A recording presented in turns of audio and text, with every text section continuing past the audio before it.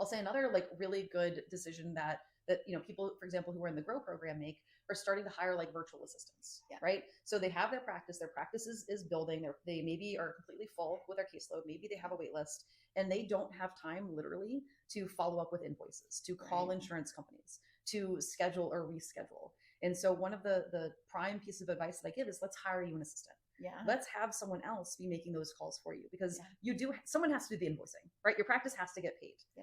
But you don't have to be the one to do it, right? So you could hire a virtual assistant, could cost anywhere between $10 to $15, $20, $25 an hour.